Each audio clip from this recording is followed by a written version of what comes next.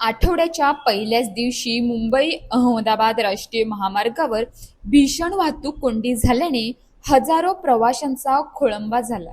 सोमवारी सकाळपासूनच मुंबईच्या दिशेने जाणाऱ्या वाहिनीवर घोडबंदर रोड, वर्सोवा पूल, ससून नवघर, मालजीपाडा या परिसरात वाहनांच्या लांबच लांब रांगा लागल्या.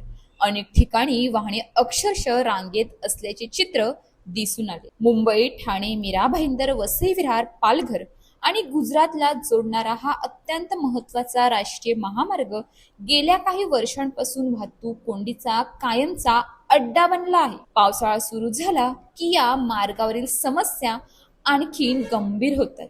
महिनाभर झालेल्या मुसळधार पावसामुळे अनेक ठिकाणी रस्त्यावरील डांबर वाहून गेले असून मोठमोठे खड्डे पडले आहेत. त्यामुळे वाहन चालकांना अत्यंत सावधगिरीने आणि कमी वेगात वाहने चालवावी लागत आहे. परिणामी सोमवारी सकाळी कार्यालयीन वेळेत वाहतुकीचा पूर्णपणे बोजवारा उडाला.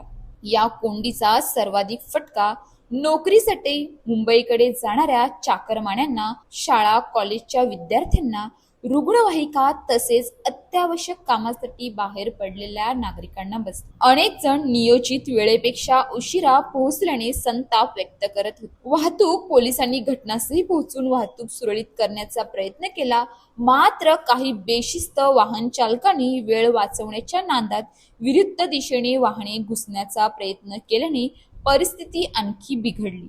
नियम मोडणाऱ्या अशा वाहन चालकांमुळे आधीच कोंडीत अडकलेल्या इतर नागरिकांचा त्रास अधिक वाढला.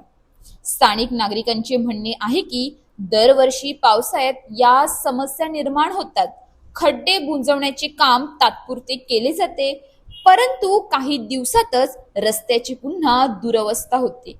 कोट्यवधी रुपयांचा खर्च होऊनही प्रवाशांना सुरक्षित आणि सुरळीत प्रवास मिळत नसल्याची तीव्र नाराजी व्यक्त केली जात आहे.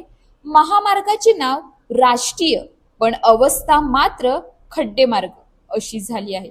प्रत्येक पावसाळ्यात तेच खड्डे, तीच वाहतूक कोंडी, तीच आश्वासने आणि तोच प्रवाशांचा संताप. प्रशासनाकडून कायमस्वरूपी उपाययोजना कधी होणार हा प्रश्न आता लाखो नागरिक विचारत आहेत. रस्त्यांवरचे खड्डे केवळ वाहनाचा वेग कमी करत नाहीत, तर प्रशासनाच्या कामकाजातील खड्डेही उघडे पडतात.